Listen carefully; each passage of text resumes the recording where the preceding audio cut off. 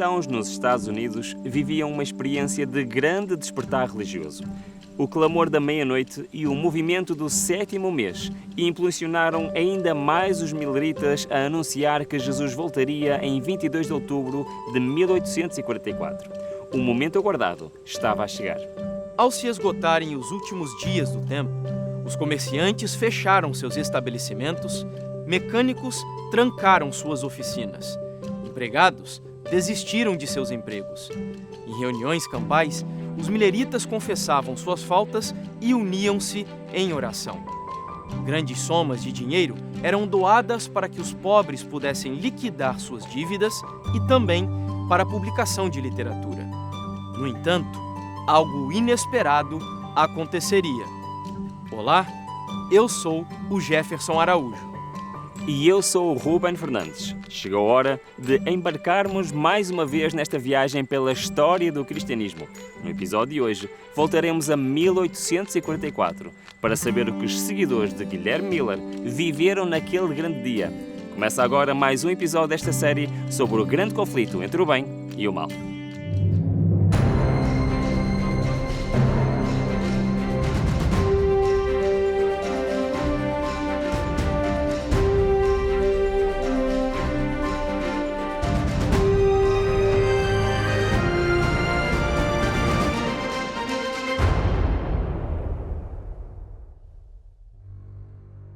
Você já passou por algum tipo de decepção em sua vida?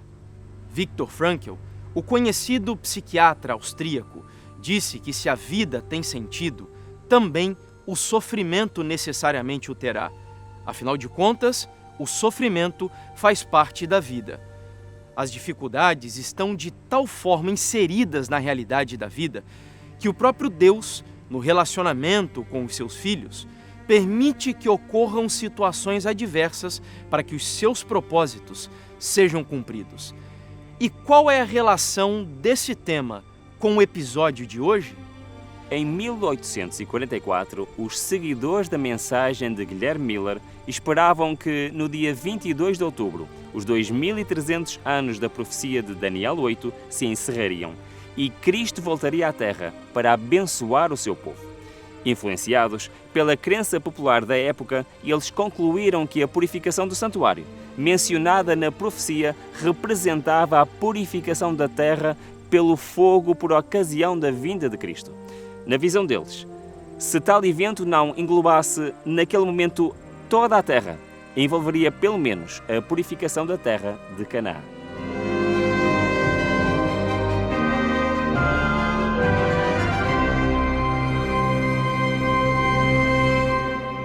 O movimento milerita foi realmente um fenômeno na história americana, porque foi um movimento de curta duração. E ele era baseado em grande parte na pregação e nas publicações e nas assembleias gerais, ou seja, nas grandes reuniões. É lógico que no início eram em igrejas já disponíveis naquela época, as famosas reuniões campais. Essas reuniões campais foram de origem metodista, até que eles tinham essas reuniões e os mileritas também realizaram, mas a construção da grande tenda foi muito importante porque ela conseguia abrigar cerca de 4.000 pessoas ali dentro. Então aquilo foi uma forma de integração, de unir o movimento. E a pessoa por trás de tudo isso é ninguém outro do que Josué Himes. Lembrando que Guilherme Miller foi o pregador do movimento milerita, mas o grande idealizador, o organizador por trás dos bastidores era Josué Himes. E aquilo foi uma grande conquista para eles porque podiam reunir grande número de pessoas e dava aquela questão de unidade. Isaías 46, del 9 al 11, menciona: Yo soy Dios y declaro el fin desde el principio. Lo que va a venir desde antes lo doy a conocer y escojo al ave y al hombre para que cumplan mis planes. Así que Dios escoge dentro del plan suyo en la historia para redimir al hombre, escoge a los individuos para que hagan su obra. Y Dios escogió a Guillermo Miller como escogió a Joshua Himes para que se encontraran y juntos se convirtiesen en esa mancuerna única para predicar a las grandes multitudes. A tal ponto que depois do desapontamento, alguns até chegaram ao ponto, alguns críticos da época evangélicos, com o povo e a tenda sendo arrebatados para o céu, assim dizendo, e o diabo segurando Josué Raimes, dizendo, não, você é meu aqui. E eles o colocaram ali por causa da influência que ele exerceu dentro do movimento. Mas aquilo foi um símbolo de expansão, de crescimento e de integração. Sabe que com base na população americana daquela época, que não eram tantos assim, o movimento millerita, nós não temos um número exato, mas ele chegou, os cálculos mais conservadores dizem que em torno de 50 a 100 mil adeptos formais, sem contar cerca de 1 milhão de céticos expectantes, como diz um autor. Então, foi um movimento que abalou na época, as pessoas podiam não se unir a esse movimento interdenominacional, mas as pessoas realmente, elas criam, olha, pode ser que alguma coisa venha a acontecer, porque não era só Guilherme Miller, mas haviam pastores de outras denominações que, embora pertencessem às suas igrejas de origem, pregavam a mensagem da segunda vinda. Em outras palavras, o movimento millerita foi um movimento ecumênico, interdenominacional, com uma só doutrina, a segunda vinda. Você podia pertencer à sua igreja de origem ali, se eles lhe tolerassem, e podia manter essa ênfase no reavivamento em relação com a segunda vinda de Cristo.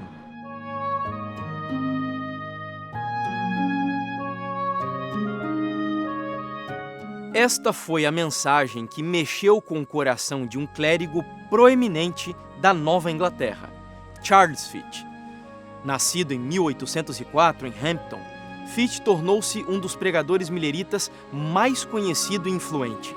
Quando um dos líderes do movimento chamou a atenção dele para as conferências de Miller pela segunda vez, Fitt viu nos 2.300 dias uma mensagem poderosa e convincente sobre o retorno de Jesus.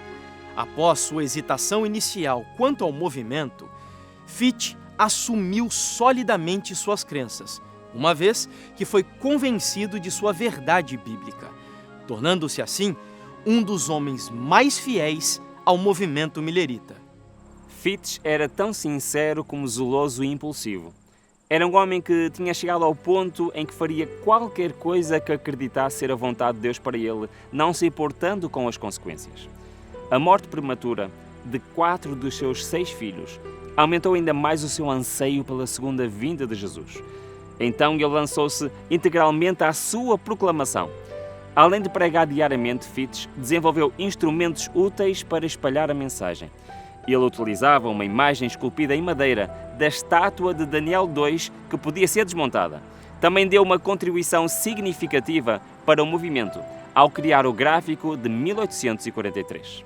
Cerca de um ano antes, em maio de 1842, Fitt e um colega ministro apresentaram o diagrama na sessão da Assembleia Geral de Boston. A imagem representava graficamente os principais símbolos proféticos de Daniel e Apocalipse. Indicava várias maneiras nas quais os cálculos resultavam no ano de 1843, como o tempo do segundo advento. O gráfico media aproximadamente 1 metro por 1,5 e podia ser pendurado como auxílio visual para uma apresentação no auditório ou em qualquer outro lugar em que houvesse um grupo reunido. De fato, o gráfico 1843, como ficou conhecido, foi bastante usado para atrair a curiosidade da multidão para a pregação da mensagem. A Assembleia acreditava, inclusive, que o diagrama de Fitt cumpriria uma profecia bíblica do livro de Abacuque, revelada há mais de 400 anos antes de Cristo, onde se poderia ler. Então o Senhor me respondeu e disse: escreve a visão e torna bem legível sob as tábuas, para que possa ler o que correndo passa. Portanto, foi votado ter 300 destes gráficos, para que aqueles que fossem tocados pela mensagem pudessem lê-la e levá-la consigo. Assim, Os pregadores milleritas passaram a ter um importante recurso complementar.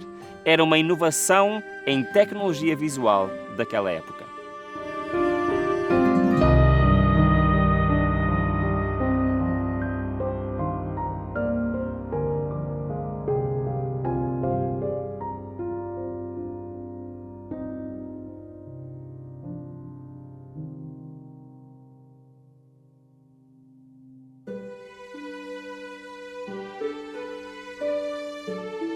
Faltando poucas semanas para 22 de outubro de 1844, viajando de volta para sua casa, Fitch parou em um compromisso aqui, em Buffalo, no estado de Nova York, nos últimos dias de setembro. Enquanto esteve aqui, de acordo com a sua filha, ele batizou um grupo de crentes neste local, no Lago Erie, num dia frio e ventoso. Por 2 vezes, enquanto se dirigia ao seu aposento com as roupas molhadas, ele teve de voltar a este local para batizar mais candidatos. E esta exposição demorada ao frio intenso o levou a ter uma febre terrível. Consegue imaginar quão profunda era a convicção dos milleritas de que a interpretação da profecia dos 2.300 anos estava certa? Eles não tinham dúvidas. Jesus voltaria no dia 22 de outubro. Porém, o dedicado Charles Fitch não passaria por essa experiência, pois faleceu aos 39 anos, poucos dias após realizar os batismos neste lago, em 14 de outubro de 1844, faltando apenas 8 dias para o momento aguardado. Numa publicação millerita, o Midnight Cry relatou que sua viúva e filhos estão agora em Cleveland aguardando confiantemente a vinda de nosso Senhor para reunir os membros espalhados de sua família. E de acordo com a crença deles, isso aconteceria dentro de poucos dias.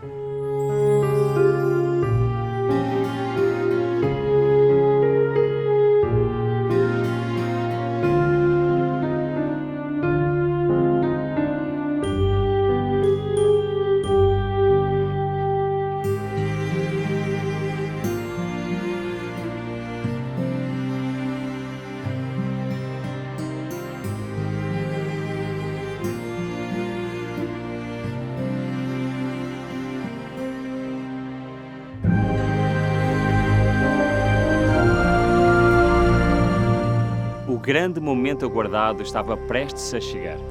As impressoras a vapor operaram dia e noite produzindo periódicos com a mensagem millerita. Centenas de milhares de exemplares foram publicados e distribuídos em várias regiões dos Estados Unidos. No dia 19 de outubro, as impressoras pararam de trabalhar. A grande tenda, utilizada muitas vezes para reunir grandes públicos, foi dobrada pela última vez. Os pregadores retornaram aos seus lares para aguardarem a volta de Jesus com os seus familiares. Joshua Himes veio para aqui, para Lowhampton, a fim de estar com Guilherme Miller. No campo, alguns agricultores abandonaram as suas plantações para demonstrarem a sua fé. Essa prática estendeu-se rapidamente pelo norte da Nova Inglaterra. Um pregador millerita abriu a sua loja no dia 21 de outubro, convidou a multidão para que levassem os chapéus, os guarda-chuvas e o que mais precisassem. O dono de uma padaria num local próximo desfez-se igualmente dos seus bens. Outro seguidor de Miller, que também acreditava que o mundo chegaria ao fim, perdoou todas as dívidas dos seus devedores e doou os seus bens, a chave de sua casa, e ficou com menos de $80. Há registros também de que, em Filadélfia, um alfaiate fechou a sua loja, de acordo com ele, em homenagem ao Rei dos Reis, que aparecerá no dia 22 de outubro. Ellen Harmon, que aceitara a mensagem millerita, disse que 1844 foi o ano mais feliz da sua vida e descreveu a experiência da seguinte forma: meu coração transbordava de alegre expectativa. Unimo-nos como um só povo, em fervorosa oração, para alcançar uma verdadeira experiência e inequívoca prova de nossa aceitação da parte de Deus.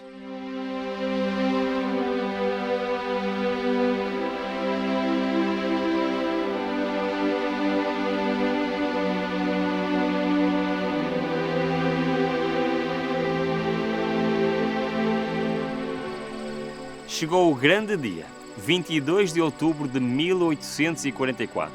Ao raiar do dia, os mileritas estavam reunidos em grupos nos seus tabernáculos, igrejas, tendas ou casas particulares em alegres reuniões de oração e louvor. Aqui em Lowhampton, os amigos de Miller reuniram-se neste bosque ao lado da sua casa, aguardando o Senhor neste local que é hoje conhecido como as Rochas da Ascensão. Eles vigiaram o dia todo, uma vez que não sabiam a que horas Jesus voltaria. O sol ergueu-se no oriente, comunicando luz e vida para todo o planeta. Mas o sol da justiça, Jesus Cristo, não apareceu. Então, cumprindo o seu curso natural, o sol escondeu-se no ocidente e as sombras, serena e friamente, começaram a cobrir a terra. As horas da noite passaram vagarosamente. O relógio assinalou meia-noite e os mileritas foram forçados a encarar o fato de que estavam errados. 22 de outubro havia terminado. Cristo não veio.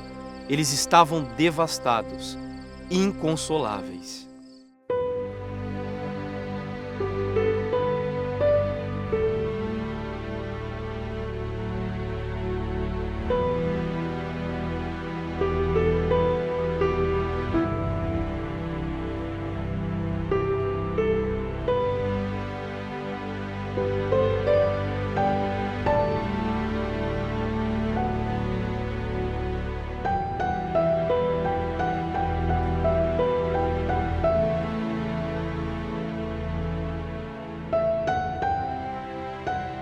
Juntamente com a escuridão da noite, o coração dos crentes mileritas foi tomado por uma tristeza tão profunda que só se pode encontrar paralelo na tristeza dos discípulos de Jesus, quando solenemente voltavam para casa na noite após a crucifixão e sepultamento daquele que pouco antes tinham escoltado como rei na sua entrada triunfal em Jerusalém.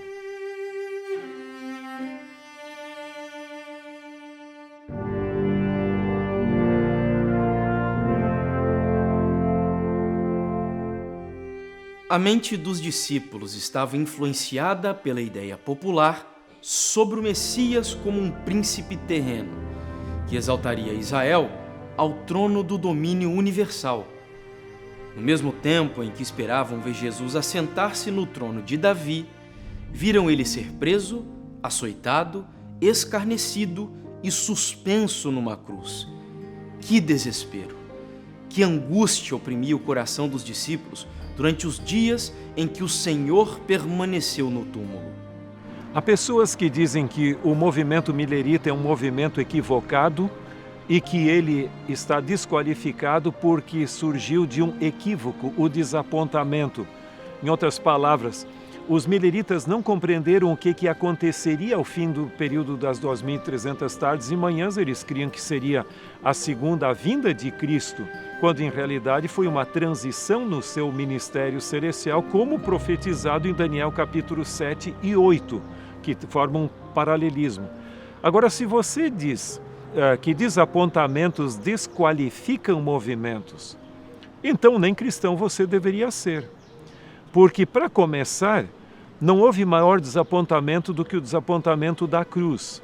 Havia toda uma expectativa em relação a Jesus de Nazaré, como se ele se tornasse ou fosse o libertador de Israel da escravidão ou do jugo romano. E tanto é que houve momentos no seu ministério que as pessoas achavam agora é o momento que ele vai nos libertar. Especialmente a entrada triunfal de Jesus em Jerusalém, onde as crianças estavam ali, as pessoas cantavam Hosana ao que vem em nome de Jesus.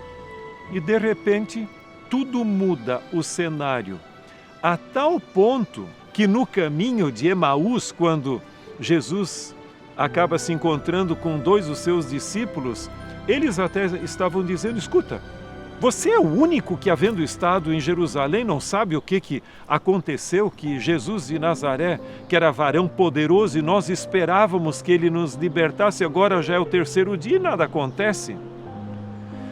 Mas lembrem-se de uma coisa, desapontamentos geram duas coisas. Em primeiro lugar, uma ruptura com a tradição e, em segundo lugar, um novo início. E isso fez toda a diferença. Eu li uma vez um artigo há muitos anos que dizia o seguinte: não fosse o desapontamento da cruz, onde os discípulos de Cristo não esperavam mais nada, acabou. Não teria liberado toda essa energia que, depois das boas notícias da ressurreição de Cristo e de sua ascensão, que liberou toda essa energia a tal ponto que ninguém podia calar os primeiros discípulos de Cristo. E eles abalaram Jerusalém e, como resultado, se tornou a maior seita do judaísmo do primeiro século. Agora, a mesma coisa, o que foi o benefício do desapontamento de 1844?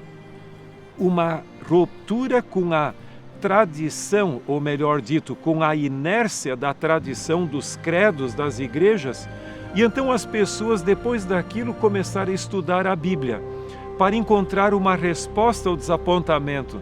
E ao buscarem uma resposta para o desapontamento, eles encontraram respostas para muitas perguntas que eles nem haviam formulado. Isso gerou todo um novo início e uma redescoberta da verdade bíblica, em um sentido mais amplo.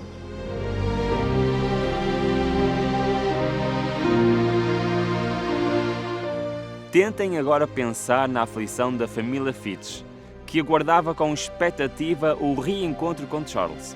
Quase podemos imaginar os seus 2 filhos ainda vivos a perguntar à Sra. Fitch: mãe, por que razão o papá não voltou hoje? Tiago White, seguidor da mensagem millerita, escreveu algum tempo depois: quando o irmão Himes visitou Portland, Maine, poucos dias após a passagem daquela data, e declarou que os irmãos deveriam preparar-se para outro duro inverno, os meus sentimentos foram quase incontroláveis. Deixei o local da reunião e chorei como uma criança. Apesar da decepção, os desígnios da misteriosa providência de Deus estavam sendo cumpridos, tanto por meio da frustração dos discípulos, como através do desapontamento millerita. Lembra quando iniciamos este episódio falando sobre o sentido que há no sofrimento?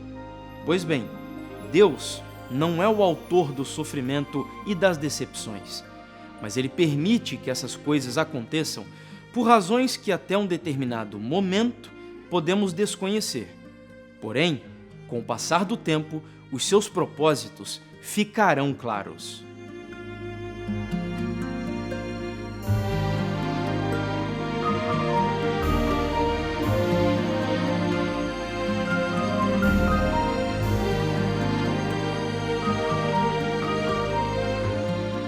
Em Apocalipse capítulo 10 fala de um livrinho que foi comido e que, no caso, ao paladar era doce como mel, mas depois amargo no estômago. Nesse sentido, os milleritas, a mensagem da breve volta de Cristo foi realmente muito doce ao paladar deles. Afinal de contas, quem não esperaria ver Jesus voltando em seus dias? E essa era a esperança que eles tinham. A tal ponto que Ellen Harmon, depois White, que passou por essa experiência, ela chama o ano de 1844 como o ano mais feliz da minha vida. Mas essa esperança deu lugar a um amargo desapontamento. E, por exemplo, um dos que participou daquela experiência do desapontamento diz que depois que os relógios marcaram 12 horas, no dia 22 de outubro de 1844, e segundo a compreensão da época, eles criam que o dia começava à meia-noite, na madrugada. Eles que dali para frente eles oraram e choraram o tempo todo, até o dia amanhecer. Portanto, aquilo foi a experiência mais dramática. E aquilo ali foi interpretado por alguns milleritas que depois dariam origem à Igreja Adventista do Sétimo Dia como sendo uma descrição histórica no livro do Apocalipse desse grande desapontamento. Esta provação revelaria a força e a fé dos que tinham entrado no movimento por emoção ou por convicção. ensinar-lhes-ia a respeito do perigo de aceitar teorias e interpretações humanas, em vez de deixar que a Bíblia seja o seu próprio intérprete. Para os sinceros e fiéis, a decepção e a tristeza levar-los-ia a um estudo mais detalhado da Palavra de Deus. Para eles, assim como para os primeiros discípulos, o que na hora da provação parecia obscuro, para a sua compreensão tornar-se-ia mais claro depois. Como diz o livro dos Salmos, o choro pode durar uma noite, mas a alegria vem pela manhã. Após o luto, os discípulos recobraram ânimo com o anúncio da ressurreição de Jesus. Mas e quanto aos mileritas? O que aconteceu com eles depois do grande desapontamento? Guilherme Miller não inventou uma teoria extravagante baseada em interpretações peculiares e particulares.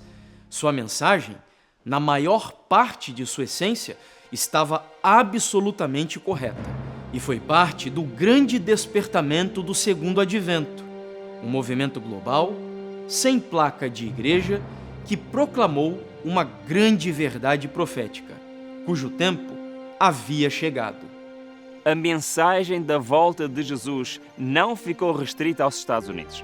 Foi um movimento global de grande despertar religioso que esteve presente em diferentes lugares do mundo através de pessoas que anunciavam exatamente a mesma mensagem. E este será o tema do nosso próximo episódio. Vamos conhecer um pouco de Joseph Wolf, Gossan e outras personagens que nos seus países anunciaram a mensagem do Segundo Advento. Hoje ficamos por aqui e aguardamos por si para seguirmos juntos nesta viagem pela história do cristianismo e do grande conflito entre o bem e o mal. Até breve.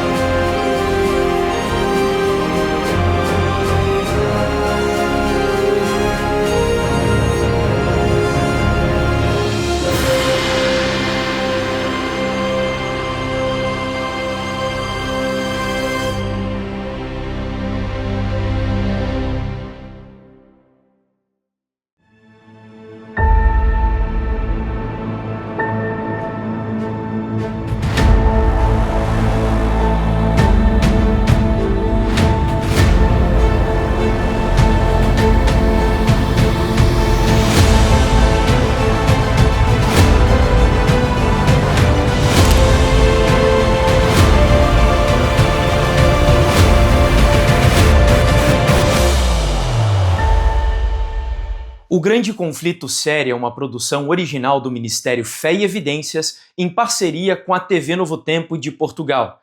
Isso significa que nós precisamos do seu apoio para fazer com que estes materiais alcancem milhares e, por que não, milhões de pessoas em todo o mundo. Para que isso aconteça, nós convidamos você a fazer a sua inscrição aqui no nosso canal do YouTube, deixar o seu like, porque isso faz com que a plataforma distribua os conteúdos para um número maior de pessoas.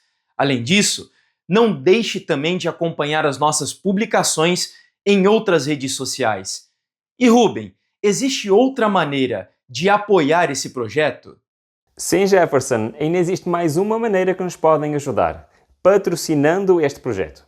Para isso, basta clicarem no link que se encontra em cima, ou então digitalizar o QR Code que está na imagem. Também na descrição vão encontrar todas as informações necessárias para nos ajudar, para patrocinar este projeto e permitir que possamos fazer mais conteúdo semelhante a este. Muito obrigado pela vossa ajuda.